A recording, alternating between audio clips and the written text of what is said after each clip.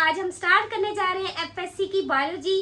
तो स्टूडेंट्स, कभी आपने सोचा होगा कि हम जो दूध, रोटी, फल और गोश्त का इस्तेमाल करते हैं अपनी डेली लाइफ में, इनमें ऐसा क्या होता है कि जिससे हमारी बॉडी को ये सब चीजें मिलकर चलाती हैं।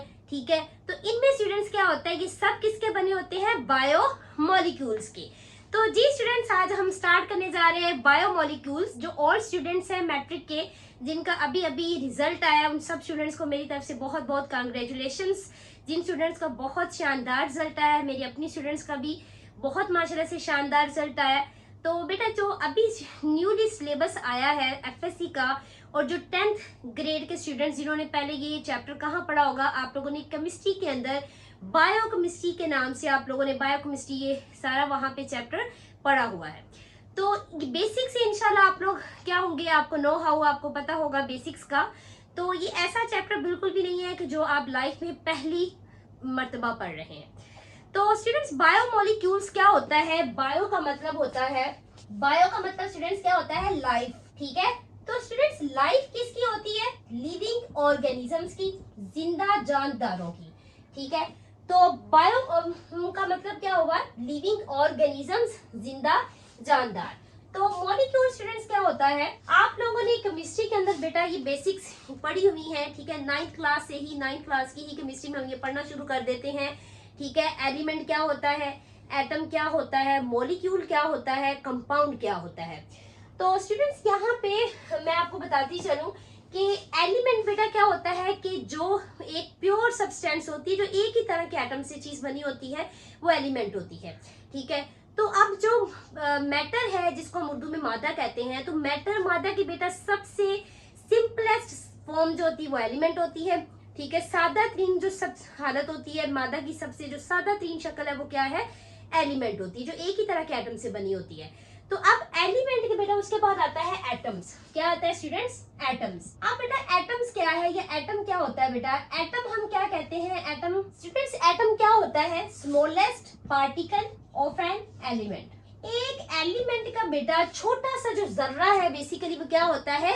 एटम होता है। तो ये चीजें स्टूडेंट्स इस चैप्टर को स्टार्ट करने से पहले, क्योंकि हमने बायोमोलिक्यूल्स के बारे में पढ़ना है, तो ये आप लोगों को छोटी छोटी चीजें जो बेसिक्स होती हैं उनका रिवाइज करना भी जरूरी होता है। क्योंकि अगर बेसिक्स आपकी स्टूडेंट स्ट्रॉन्ग नहीं होती तो फिर बहुत ज्यादा बच्चों को क्या होता है? डिफिकल्टी होती है, आपके कॉन्सेप्ट्स उस तरह, आपके कॉन्सेप्ट्स में क्लैरिटी नहीं होती। तो एटम जो है बेटा, आपको पता है कि आप हम पिछली अपनी क्लासेस में पढ़ चुके हैं। स्मॉलेस्ट पार्टिकल होता है एलिमेंट का, एक छोटा सा क्या है? जर्रा होता है। ठीक है, अब जब स्टूडेंट्स क्या होता है, दो या दो से ज्यादा, दो यानी कि एटम्स या दो से ज्यादा एटम्स जब आपस में मिलते हैं तो कंबाइन होते हैं केमिकली, तो वो क्या बना देते हैं? वो मॉलिक्यूल बना देते हैं। तो स्टूडेंट्स ये अब हम इसको क्या कहेंगे कि एटम मिलके क्या बनाएंगे? मॉलिक्यूल। लाइक अगर मैं बात करूं, एटम में क्या होता है स्टूडेंट्स के दो एक जैसे एटम जो होंगे, ठीक है, दो एक जैसे एलिमेंट जो होंगे बेटा, वो क्या होगा कि वो आपस में केमिकली बाउंड होते हैं। जी स्टूडेंट्स, अब यहाँ पे देखें आप कि बायोमोलिक्यूल्स में बेटा मॉलिक्यूल्स क्या होते हैं कि जो बेसिकली किससे बने होते हैं? एटम से बने होते हैं। ठीक है, ये हमने पहले भी क्लासेस में पढ़ा हुआ है। तो मॉलिक्यूल्स में बेटा क्या होता है कि एटम क्या होता है? Smallest particle of an element है। एक एलिमेंट का सबसे जो छोटा जर्रा होता है वो क्या होता है? एटम। इसी वजह से हमने ये पढ़ा हुआ है कि एटम जो है, जिसमें ए का मतलब क्या होता है? नॉट, एंड टॉम का मतलब स्टूडेंट्स क्या होता है? डिवाइड। नॉट डिवाइड मतलब जिसको हम तकसीम नहीं कर सकते। क्या नहीं कर सकते स्टूडेंट्स? इसको हम डिवाइड, मजीद इसको तकसीम नहीं कर सकते, क्योंकि एटम इतना छोटा होता है तो उसको हम मजीद डिवाइड नहीं कर सकते। तो मॉलिक्यूल्स जो होते हैं बेटा किसके बने होते हैं? एटम के बने होते हैं। ठीक है, एक ही जैसे क्या कहते हैं? एटम के बने होते हैं, एक ही तरह के सेम, यानी कि एटम या सेम क्या है? एलिमेंट के क्या होते हैं? बने होते हैं। लाइक मैं आपको बताऊं, जैसे यहाँ पे O2 हमारे पास क्या है? ऑक्सीजन मॉलिक्यूल है स्टूडेंट्स। ये क्या है हमारे पास? Oxygen molecule. जी स्टूडेंट्स, ये हमारे पास क्या है? Oxygen molecule. तो ऑक्सीजन मॉलिक्यूल क्यों है कि एक ही तरह के दो एटम यहाँ पे कंबाइन है। ठीक है, तो इसलिए बेटा ये हमारे पास क्या है? एक ही तरह के एटम कंबाइन होने पे हमारे पास ये क्या है? मॉलिक्यूल है। तो लेट्स स्टार्ट बेटा, ये हमने स्टार्ट किया है बायोमोलिक्यूल्स का चैप्टर। ये इतना इंटरेस्टिंग स्टूडेंट्स चैप्टर है, इंशाल्लाह ये आपको इसको पढ़कर बहुत इंशाल्लाह आपको मजा आएगा ये चैप्टर पढ़कर। तो अब हमारे चैप्टर में सबसे पहले स्टूडेंट्स क्या बताया हुआ है, biochemistry. What is biochemistry? Biochemistry, biochemistry students क्या होता है? अब आपको पता है स्टूडेंट्स, बायो का मतलब क्या है? लिविंग ऑर्गेनिज्म, लिविंग ऑर्गेनिजम्स, जिंदा जो जानदार हैं, एंड केमिस्ट्री, ठीक है। अब जो आप स्टूडेंट्स मेडिकल के स्टूडेंट्स हैं, ठीक है, तो अब आपकी केमिस्ट्री भी सब्जेक्ट है और 10th भी आप केमिस्ट्री बायो फिजिक्स के साथ करके आए हैं। तो अब जो केमिस्ट्री होती है बेसिकली उसकी क्या डेफिनेशन होती है, हम क्या केमिस्ट्री को कहते हैं, ठीक है, व्हाट इज केमिस्ट्री, ठीक है। तो अब आपको पता है कि केमिस्ट्री के अंदर बेटा हम किस चीज की स्टडी करते हैं, हम केमिकल कंपोनेंट्स की स्टडी करते हैं, ठीक है, उनकी कंपोजिशन की स्टडी करते हैं। तो अब केमिस्ट्री का यहाँ पे मतलब क्या है, क्योंकि बायोकेमिस्ट्री है यहाँ पे स्टूडेंट्स, तो bio mean living organisms, and chemistry का मतलब यहाँ पे स्टूडेंट्स क्या है, chemical reactions, chemical components, chemical components या केमिकल रिएक्शंस, या जो केमिकल प्रोसेसेस बॉडी के अंदर हो रहे हैं जानदारों की। बेटा जानदारों की बॉडी के अंदर जितने भी केमिकली रिएक्शंस होते हैं वो हमारे पास साइंस की किस शाख में, किस ब्रांच में हम स्टडी करते हैं, बायो केमिस्ट्री में, ठीक है। तो बायोकेमिस्ट्री बेटा हमारी पूरे की पूरे लिविंग ऑर्गेनिजम्स की अगर हम बॉडी की बात करें, ठीक है, हमारी पूरी बॉडी के अंदर जितने भी रिएक्शंस हो रहे हैं वो सबके सब हमें कौन नॉलेज दे रहा है, बायो केमिस्ट्री दे रहा है। तो अब बेसिकली बायोकेमिस्ट्री के हम क्या डेफिनेशन करेंगे, biochemistry is the study of, biochemistry study of chemical components and chemical processes. आप यहाँ पे केमिकल रिएक्शंस भी लिख सकते हैं स्टूडेंट्स, और केमिकल प्रोसेसेस भी लिख सकते हैं, chemical processes occurring in living organisms. तो स्टूडेंट्स ये आपकी बुक पे बेटा क्या है, ये डेफिनेशन दी हुई है, क्या है हमारे पास बायोकेमिस्ट्री की ये डेफिनेशन। तो क्या है डेफिनेशन जरा देखते हैं students, study of chemical components and chemical processes occurring in living organisms. तो बेटा जिंदा जानदारों की बॉडी में होने वाले केमिकल प्रोसेस जो कि केमिकल रिएक्शंस हैं, ठीक है, और केमिकल कंपोनेंट्स की स्टडी जो होगी उसको हम क्या कहते हैं, बायोकेमिस्ट्री। तो बेसिकली बेटा बायोकेमिस्ट्री के अंदर हमने क्या पढ़ना है, हमने जानदारों की बॉडी में होने वाले जितने केमिकल रिएक्शंस हैं हम उनकी स्टडी को क्या कहते हैं, बायोकेमिस्ट्री कहते हैं। तो अब यहाँ पे मैंने केमिकल कंपोनेंट्स लिखा है, व्हाट इज केमिकल कंपोनेंट्स। तो एक बात बेटा क्लियर मैं करती चलूं, मैंने इतने अपने टीचिंग के इतने सालों में ये चीज मैंने मतलब अब कहने कि मेरा ये इस चीज का एक्सपीरियंस हो चुका है कि स्टूडेंट्स क्या करते हैं बेटा कि 10th क्लास तक क्या करते हैं कि उन्होंने, कुछ बच्चों ने बगैर जो है ना वो कॉन्सेप्ट्स की क्लैरिफिकेशन के बगैर ही रूट मेमोराइजेशन के साथ मार्क्स दिए होते हैं। तो जब वो एफएससी में आते हैं तो उनको बड़ी डिफिकल्टी होती है। तो उन बच्चों के लिए खास तौर पे मैं ये कहना चाहूंगी कि आप लोगों ने बेटा क्या करना है, फर्ज करें एक स्टूडेंट जो मैट्रिक जो है वो उर्दू मीडियम पढ़ कर आया, अब वो एफएससी में आया है क्योंकि सारी बुक्स साइंसेस की सब क्या है, एक उर्दू क्या कह लें आप, इस्लामिक स्टडी और हमारी जो तालिया पाकिस्तान है, उसके अलावा बाकी सब बुक्स किस में है, इंग्लिश में होती है। तो अब उन स्टूडेंट्स के लिए क्या है कि आपने अपने एक एक पॉइंट्स को स्टूडेंट्स क्लियर करना है। जब आपको पता होगा ना कि इतने लफ्ज का क्या मतलब है, बायो का क्या मतलब है, लिविंग का क्या मतलब है, तो आप इस तरह किया करें स्टूडेंट्स कि आप अपने पास एक पेंसिल जो होती है आप ब्लेड पेंसिल ले लें या जो भी आपके पास अवेलेबल है। तो आपने उसके साथ क्या करना है, अपनी बुक के ऊपर जैसे आप इंग्लिश के वर्ड्स मीनिंग लिखते हैं ऐसे ही आपने एक एक चीज जो मुश्किल वर्ड आपको लगे आपने उसका ऊपर मीनिंग लिख लेना है। तो इसीलिए बेटा मैं यहाँ पे ऐसे आपको टीच करूंगी, आपको ऐसे मैं पढ़ाऊंगी कि जो भी चीज मुश्किल होगी मैं साथ साथ उर्दू में भी उसको बताऊंगी और इंशाल्लाह हर लिहाज से आपका कॉन्सेप्ट क्लियर करने की पूरी कोशिश करूंगी। तो बेटा यहाँ पे केमिकल जो कंपोनेंट्स है, ठीक है, व्हाट इज केमिकल कंपोनेंट्स। अब आप जो उर्दू मीडियम स्टूडेंट्स है सबको पता है कि केमिकल क्या होता है, कीमियाई, कंपोनेंट्स क्या होता है, अज्जा। तो कीमियाई अज्जा बेटा क्या होता है, कोई भी इनफरादी जो substances, individual substances that make up a matter, mixture और कंपाउंड। तो ये बेटा केमिकल कंपोनेंट्स क्या है, कोई भी चीज, कोई भी इनफरादी सब्सटेंस चीज जो है बेटा जो क्या बनाती है, कोई मटेरियल बना देगी, कोई मिक्सचर या कोई भी कंपाउंड बना देगी। अब जो केमिकल बेटा कंपोनेंट्स इसको हम कीमियाई अज्जा कहते हैं। कंपोनेंट्स का मतलब क्या है, अज्जा, ठीक है। अज्जा को आप उर्दू में ये भी कह सकते हैं हिस्से, जैसे कंपोनेंट्स, पार्ट्स, ठीक है। तो अज्जा हिस्से जो है बेटा कौन से, जैसे एलिमेंट्स, जैसे मैंने आपको पहले यहाँ पे एटम से पहले बताया एलिमेंट्स क्या होता है एलिमेंट्स बेटा वो प्योर सब्सटेंसेस, वो खाली चीजें होती हैं जो एक ही तरह के, made up of one type of atom, जो एक ही तरह के क्या होते हैं, एटम से बने हुए होते हैं। जैसे मैंने अभी वहां पे भी एग्जांपल दिया, ऑक्सीजन, ठीक है स्टूडेंट्स, जैसे क्या है कार्बन। यहाँ तो हमने ऑक्सीजन पर किस में पढ़ा है कि जैसे मॉलिक्यूल है तो एक ही तरह की, यानी एटम से, ऑक्सीजन जो मॉलिक्यूल वो एक ही तरह के एटम से बना, तो ये मॉलिक्यूल है। तो यहाँ पे स्टूडेंट्स देखिए कंपाउंड क्या होता है। तो ये छोटी छोटी टर्म्स हैं स्टूडेंट्स, जिस चैप्टर को स्टार्ट करवाने से पहले मैं इसलिए आपको क्लियर करवा रही हूँ ताकि आपको पता हो कि मॉलिक्यूल क्या है, कंपाउंड क्या है, ठीक है। तो ये बहुत जरूरी है, ये छोटी छोटी टर्म्स हैं, लेकिन हम चूंकि ये पहले पढ़ चुके हुए हैं इसलिए हम अपने एफएससी में आके इस नॉलेज को क्या कर रहे हैं, रिफ्रेश कर रहे हैं। तो कंपाउंड्स बेटा क्या होते हैं कि जब when two or more elements are chemically bonded, जब दो या दो से ज्यादा जो बेटा एटम्स होते हैं वो केमिकली क्या होते हैं, एक दूसरे के साथ क्या उसे कहते हैं, जुड़ते हैं, ठीक है, एक दूसरे के साथ बॉन्ड बनाते हैं। जैसे वाटर है, ठीक है, अब आपको पता है कि वाटर का फॉर्मूला क्या है, H2O। अब इसमें देखिए कि दो मुख्तलिफ तरह के स्टूडेंट्स क्या है, एटम है, हाइड्रोजन एंड ऑक्सीजन। तो अब स्टूडेंट्स इसमें क्या है कि जो कंपाउंड और मॉलिक्यूल का फर्क भी मैं आपको बता दूं। जब आप अपनी एक एक चीज क्लियर करेंगे ना इंशाल्लाह, तो जो स्टूडेंट्स एमडी कैट में बेटा जिनको थोड़ी बच्चे बेचारे कभी लक भी होती है आपकी और कभी आपकी हार्ड वर्किंग भी होती है, तो जो बच्चे किसी पॉइंट पे पीछे रहते हैं ना, मैंने ये देखा है, वो क्यों पीछे रहते हैं, क्योंकि आपके जब कॉन्सेप्ट्स में क्या होती है, कमी होती है। तो अब ये आपका फर्क अगर हम देखें, मॉलिक्यूल और कंपाउंड का कंपैरिजन भी आपको पता होना चाहिए।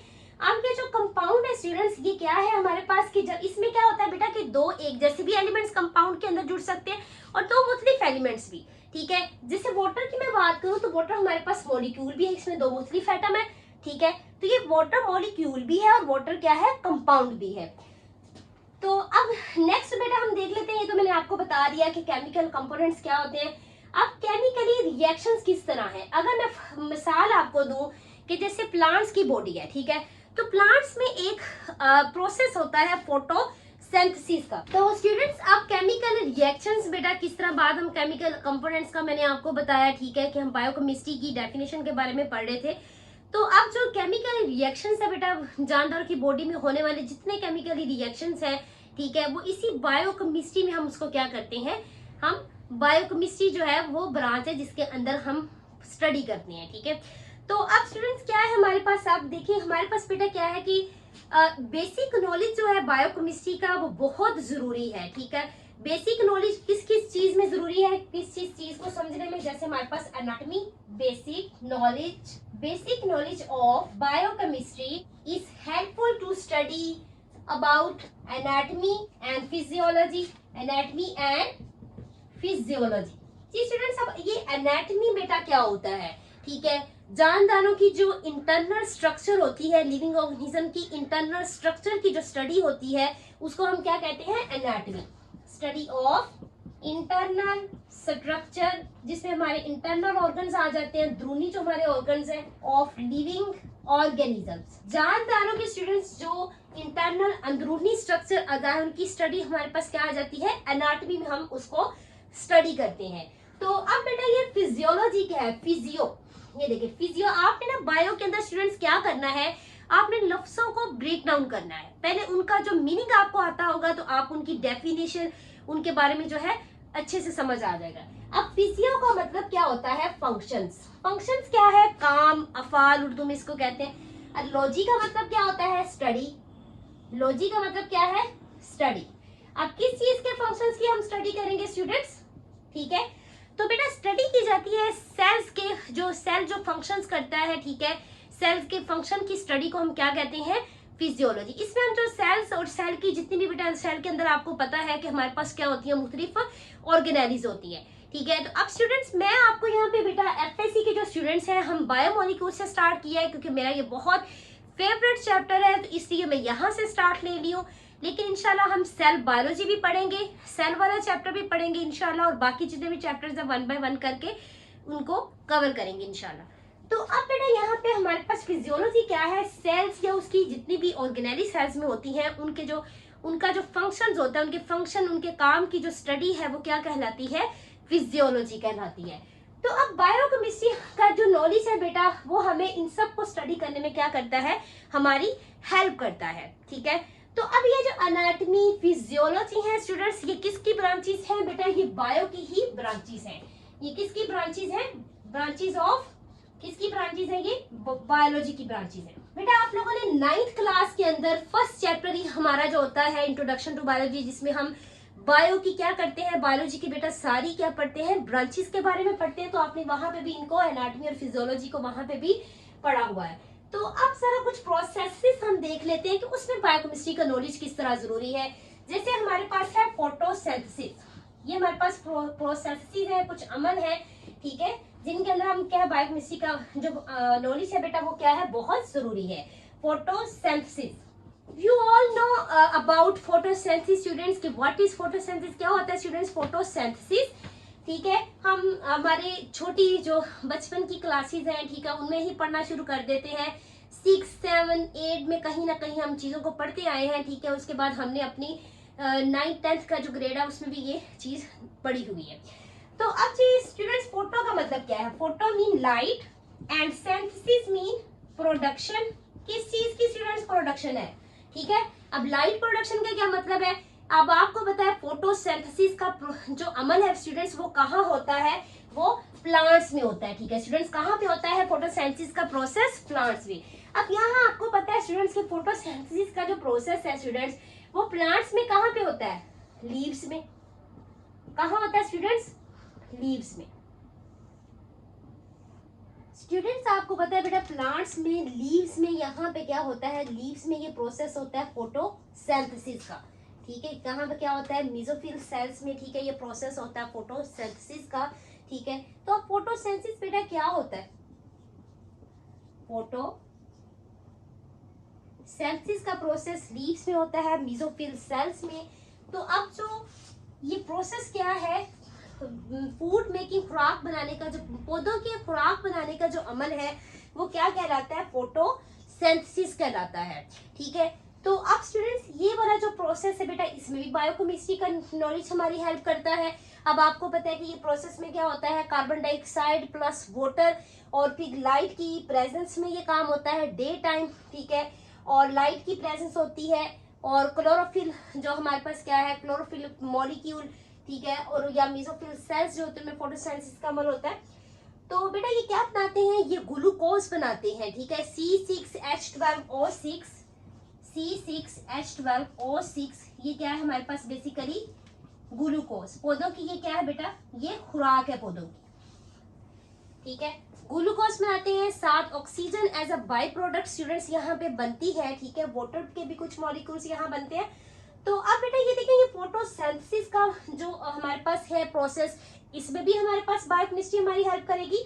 और नेक्स्ट अगर हम देखें रेस्पिरेशन, क्या है स्टूडेंट्स? नंबर 1 ये प्रोसेस है हमारे पास, ठीक है। उसके बाद नंबर 2 रेस्पिरेशन। रेस्पिरेशन बेटा क्या होता है बेसिकली, ठीक है। रेस्पिरेशन में हम क्या देखते हैं कि जो फूड हम खाते हैं, ठीक है, जैसे हमारी फूड में ग्लूकोज है, तो स्टूडेंट्स आपको पता है कि ग्लूकोज की बेटा क्या होती है? ऑक्सीडेशन होती है। जब ग्लूकोज की ऑक्सीडेशन होती है रेस्पिरेशन में क्या होता है स्टूडेंट्स कि जो फूड हम खा रहे हैं, ठीक है, हमारी फूड में जैसे कि ग्लूकोज, हमारे फूड में क्या है? जैसे कि ग्लूकोज, तो ग्लूकोज की बेटा क्या होती है? ऑक्सीडेशन। क्या होती है students? Oxidation. Now what is oxidation? फिर मैं आपको ये बताती हूँ कि पूरा प्रोसेस क्या है, आपको ऑक्सीडेशन का पता होना चाहिए। ऑक्सीमीन बेटा ये ऑक्सीडेशन क्या है कि ऐसा प्रोसेस होता है जिसमें किसी भी चीज के अंदर बेटा क्या होता है कि ऑक्सीजन को हम एंटर करते हैं, ऑक्सीजन दाखिल होती है, शामिल होती है, और वहां से हाइड्रोजन या जो इलेक्ट्रॉन्स होते हैं बेटा वो क्या होते हैं? निकलते हैं, उनका अहराज होता है, वो रिमूव होते हैं। तो ऐसा प्रोसेस अब यहाँ पे ऑक्सीडेशन हो रही है ग्लूकोज की। अब आपको पता है कि स्टूडेंट्स ग्लूकोज का जैसे मैंने यहाँ पे फॉर्मूला आपको बताया C6H12O6 बेटा इसका फॉर्मूला है। तो इसमें अब बेसिकली होता क्या बेटा? ऑक्सीडेशन होती है। तो ये क्या बनाते हैं स्टूडेंट्स? ऑक्सीडेशन होके अब आगे क्या होगा बेटा? जो कार्बन यहाँ तक अगर देखेंगे, कार्बन और ये जो हाइड्रोजन के दरमियान स्टूडेंट्स बॉन्ड है, ये जो बॉन्ड है, ठीक है, ये बॉन्ड टूटता है। बेसिकली क्या होता है स्टूडेंट्स? ये बॉन्ड टूटता है, ठीक है। तो ग्लूकोज की बेटा जब ऑक्सीडेशन होती है तो इनके दरमियान ये जो आप ये देखें यहाँ पे C6H12O6 यहाँ पे ये बॉन्ड टूटेगा। ये बॉन्ड यहाँ पे टूटेगा तो कार्बन के साथ ऑक्सीजन ऐड होगी, तो क्या बनता है स्टूडेंट्स, यहाँ पे कार्बन डाइऑक्साइड बनती है। स्टूडेंट्स ये आपने बेटा पढ़ा हुआ है कि फोटोसिंथेसिस और रेस्पिरेशन दोनों एक दूसरे के क्या है, ऑपोजिट है। ऑपोजिट मीन जो चीज यहाँ पे रिएक्टेंट होती है, जो चीजें यहाँ पे मिलकर ये प्रोडक्ट बनाती हैं, ठीक है, वही रेस्पिरेशन में स्टूडेंट्स क्या होता है कि वो चीज जो यहाँ पे प्रोडक्ट है वो ये यहाँ पे प्रोडक्ट है, तो यहाँ पे ये प्रोडक्ट है, रेस्पिरेशन में ये रिएक्टेंट होती है, ठीक है। तो अब रिएक्टेंट वो चीजें होती हैं स्टूडेंट्स जो आपस में मिलकर कुछ बनाती हैं, जिनको हम प्रोडक्ट कहते हैं, और यहाँ पे जो प्रोडक्ट है स्टूडेंट्स वो यहाँ पे रिएक्टेंट है, और यहाँ पे जो स्टूडेंट्स रिएक्टेंट है वो यहाँ पे क्या है, प्रोडक्ट है। तो अब ऐसे ही बेटा रेस्पिरेशन का ये प्रोसेस है, इसमें भी बायोकेमिस्ट्री हमारी क्या करती है, हेल्प करती है। तो स्टूडेंट्स बेटा अब क्या है हमारे पास, अब नेक्स्ट प्रोसेस हमारे पास है डाइजेशन। डाइजेशन में भी हमारे पास जो बेसिक नॉलेज होता है बायोकेमिस्ट्री का वो हेल्प करता है डाइजेशन में। ये रेस्पिरेशन, डाइजेशन, ये स्टूडेंट्स हमने पूरा एक क्या कहते हैं ना, एक चैप्टर है हमारा इसके इन टॉपिक्स में, तो इंशाल्लाह वहां पे भी हमने इनको डिटेल में स्टडी करना है। तो डाइजेशन स्टूडेंट्स क्या होता है, अब आपको पता है कि डाइजेशन एक ऐसा प्रोसेस है जिसमें फूड, ऐसा बेटा ये प्रोसेस है जिसके अंदर फूड की क्या होती है, हम फूड को क्या करते हैं, फूड डाइजेस्ट करते हैं, और वो कहाँ से स्टार्ट होता है, फूड की ब्रेक डाउन से, और फूड की ब्रेक डाउन कहाँ से हम स्टार्ट कर देते हैं, हमारे माउथ में। माउथ में क्या होती है स्टूडेंट्स, जिसको हम क्या कहते हैं, बकल कैविटी, ठीक है, क्या स्टूडेंट्स कहते हैं उसको, बकल, ओरल या बकल कैविटी, ओरल या बकल कैविटी। ये स्टूडेंट्स ओरल या इसको हम कहते हैं हमारे मुंह के अंदर का जो हिस्सा है, खला है, जहाँ पे हमारी टंग, हमारे जॉस, टीथ है, उनको हम ओरल या क्या कहते हैं, बकल कैविटी कहते हैं। कैविटी स्टूडेंट्स जहाँ पे वर्ड आ जाता है वो किसके लिए होता है, स्पेस के लिए, खाली जगह के लिए इस्तेमाल होता है। तो अब डाइजेशन बेटा क्या प्रोसेस है जिसके अंदर हम क्या करते हैं कि हमारी फूड की क्या हो जाती है, माउथ के अंदर ही ब्रेकडाउन शुरू हो जाती है। माउथ के अंदर क्योंकि बड़े बड़े लार्ज मॉलिक्यूल्स होते हैं, उनको छोटे छोटे मॉलिक्यूल्स के अंदर क्या किया जाता है, तोड़ा जाता है, ठीक है। तो स्टूडेंट्स इसमें हमारे माउथ से स्टार्ट होता है, हमारे कहाँ तक हमारा डाइजेशन का जो प्रोसेस है, ठीक है। तो हमारा डाइजेशन का अमल जो है कहाँ से शुरू हो जाता है, माउथ से शुरू होता है। कहाँ से स्टार्ट होता है, माउथ से, और डाइजेशन का अमल कहाँ पे जाके ये कंप्लीट होता है स्टूडेंट्स, मतलब अगर हम डाइजेस्टिव सिस्टम जो हमने पढ़ना है आगे डाइजेशन का, उसमें हम डाइजेशन का पूरा प्रोसेस स्टूडेंट्स देखना है, तो हमारे माउथ से स्टार्ट होता है डाइजेस्टिव सिस्टम और हमारे एनस तक जाता है। तो डाइजेशन बेटा एक ऐसा अमल है जिसमें हम खुराक की क्या करते हैं, खुराक की क्या की जाती है बेटा, ब्रेक डाउन की जाती है, ठीक है। जो लार्ज मॉलिक्यूल्स को ब्रेक डाउन किया जाता है इनटू स्मॉलर वंस, ठीक है, जिसमें फूड के लार्ज मॉलिक्यूल्स ऑफ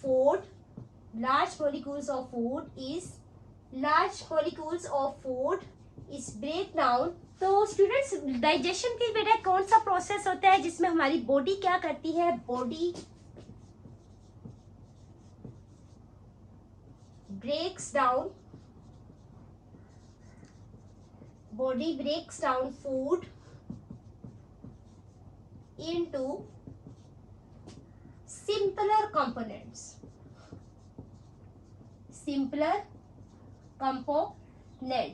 कि जो हमारी बॉडी है, जैसे हमारे माउथ के अंदर हमारे क्या स्टार्ट हो जाता है बेटा, हमारे जो जॉज है, हमारी ये चीक्स है, जब हमारी टंग, ये सब इसके पार्ट इसके अंदर शामिल होते हैं। जब हम क्या कर रहे होते हैं, माउथ के अंदर ही खुराक को पीसना शुरू कर देते हैं। खुराक की ग्राइंडिंग जो है हमारे माउथ के अंदर स्टार्ट हो जाती है, ब्रेक डाउन हमारे माउथ के अंदर ही बेटा स्टार्ट हो जाती है। तो बॉडी क्या करती है बेटा, ब्रेक्स डाउन करती है, तोड़ती है फूड को इनटू सिंपलर कंपोनेंट्स, यानी कि सादा अज्जा में तोड़ती है, ठीक है। इस प्रोसेस को बेटा क्या कहते हैं, डाइजेशन कहते हैं। तो नेक्स्ट बेटा हमारे पास है डाइजेशन के बाद है कॉन्ट्रैक्शन। अब देखिए इस डाइजेशन में भी हमारे पास बायोकेमिस्ट्री का नॉलेज हमारी हेल्प करेगा, बेसिक नॉलेज, और उसके बाद हमारे पास क्या है, कॉन्ट्रैक्शन। क्या है स्टूडेंट्स, कॉन्ट्रैक्शन। कॉन्ट्रैक्शन में भी क्या है बेटा, हमारे जो बायोकेमिस्ट्री है वो इसमें बायोकेमिस्ट्री का नॉलेज कॉन्ट्रैक्शन में भी हेल्प करता है। कॉन्ट्रैक्शन क्या है? जैसे हमारे मसल्स की जो मूवमेंट है वो इसी कॉन्ट्रैक्शन प्रोसेस की वजह से होती है कि जब हमारे मसल स्टूडेंट्स क्या करते हैं, कॉन्ट्रैक्ट करते हैं, देन वी कैन मूव। ठीक है, तो जब हम रिलैक्स हमारे मसल्स कर रहे होते हैं, मूव नहीं कर रहे होते, हम रिलैक्स कर रहे होते हैं, और जब हमारे मसल्स की यानी कि कॉन्ट्रैक्शन की वजह से ही हमारी क्या होती है, हमारे जो ये पूरा हमारी बॉडी का स्केलेटन सिस्टम है ये क्या करता है बेटा, मूवमेंट करता है। तो इस सब में स्टूडेंट्स क्या है, हमारे पास हमारा बायोकेमिस्ट्री का नॉलेज इस सब में क्या करता है, हेल्प करता है। तो स्टूडेंट्स लाइफ क्या है, जो हमारे ऑर्गेनिजम्स की जो लाइफ है बेटा, life of an organisms depends upon ceaseless chemical activities in its cell। कि एक जानदार की बेटा जो जिंदगी है वो जानदार के सेल में होने वाली क्या होती है कि जब तक आप जिंदा है स्टूडेंट्स, आपके सेल्स के अंदर क्या होना है, ना रुकने वाली केमिकल स्टूडेंट्स एक्टिविटीज बेटा होते ही रहना है। ठीक है, कि केमिकल एक्टिविटीज स्टूडेंट्स तभी रुकेंगी जब आपकी सांस रुकेगी। जब तक आप जिंदा है, जब तक आपकी लाइफ है, तो बेटा तब तक आपके सेल्स में क्या होगा, सीसलेस केमिकल एक्टिविटीज होती रहेंगी। Life of an organisms depends upon ceaseless chemical activities in its cells. तो स्टूडेंट्स क्या होता है कि जब तक बेटा क्या होता है कि जानदार की जो लाइफ है उसके सेल्स में क्या होता है बेटा, ना रुकने वाली केमिकली एक्टिविटीज, कीमियाई रिएक्शंस यानी कि क्या होते हैं, कीमियाई सरगर्मियां होती रहती हैं। तो अब हम इसको क्या कहते हैं बेटा, all the chemical reactions occurring within a cell are collectively called metabolism. तो क्या होता है स्टूडेंट्स, मेटाबॉलिज्म कि जितने भी बेटा एक जानदार की जो बॉडी के अंदर बेटा, लिविंग ऑर्गेनिजम्स के क्या है बेटा, बॉडी के अंदर होने वाले तमाम केमिकली रिएक्शंस का जो मजमुआ होता है, आप ये भी इसको कह सकते हैं कि sum up of all chemical reactions occurring in a living organisms. ठीक है, तो उसको हम क्या कहते हैं स्टूडेंट्स, उनको मेटाबॉलिज्म कहते हैं। तो स्टूडेंट्स मेटाबॉलिज्म क्या होता है, ठीक है, कि एक सेल के अंदर होने वाले तमाम केमिकली रिएक्शंस को, क्योंकि जानदार की बॉडी किससे बनी हुई है स्टूडेंट्स, सेल से मिलकर बनी हुई है, तो एक सेल के अंदर होने वाले तमाम केमिकल रिएक्शंस को कलेक्टिवली हम क्या कहते हैं, हम मेटाबॉलिज्म कहते हैं। तो नाउ इसकी बेटा डेफिनेशन देख लेते हैं। ऑल द केमिकल रिएक्शंस, या आप ये भी कह सकते हैं all the chemical activities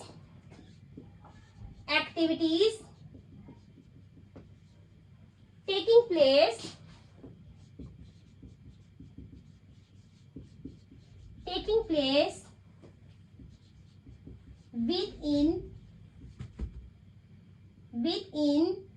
within a cell are collectively called metabolism।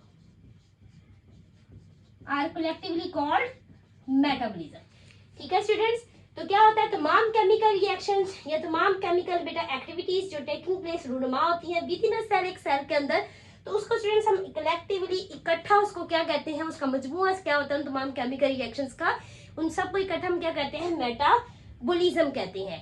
तो स्टूडेंट्स ये आपने बेटा 9th क्लास में आपने एंजाइम वाला चैप्टर पढ़ा था, तो उसके स्टार्ट में ही हमने पढ़ा था। ठीक है, स्टार्ट वाले पेज में वो हमें बता देते हैं कि मेटाबॉलिज्म क्या होता है। ठीक है, वहां पे आपने इसको जो है पढ़ा हुआ है। तो अब मेटाबॉलिज्म, जैसे कि आप सबको पता है कि 2 टाइप्स होती है मेटाबॉलिज्म की।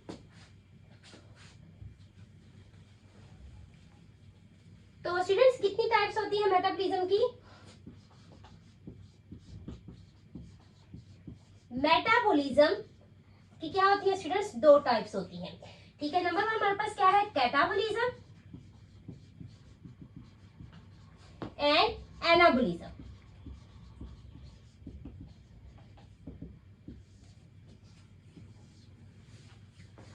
तो स्टूडेंट्स अब ये देखिए, मैं अपने स्टूडेंट्स को ये हिंट देती होती हूँ जब मैं 9th क्लास में भी उनको एंजाइम का चैप्टर जिसमें हम स्टार्ट में पढ़ लेते हैं, तो मतलब स्टार्ट में इसलिए आपको ये मैं आपको रिफ्रेश करवा रही हूँ आपका कॉन्सेप्ट्स क्या आपने बेटा ये पहले ना पहले कहीं मतलब सुना हुआ है, आपने पहले इस चीज को आपने किया हुआ है।